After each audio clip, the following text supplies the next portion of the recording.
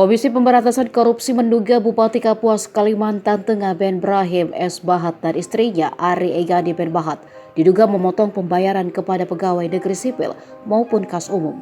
Sebelumnya KPK menyatakan telah membuka penyidikan baru kasus dugaan korupsi yang dilakukan Ben Ibrahim dan Ari Egani.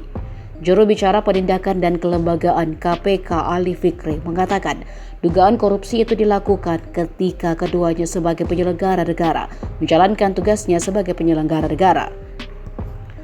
Menurut Ali, tindakan itu dilakukan dengan modus seakan-akan PNS maupun kas itu memiliki utang kepada sang bupati.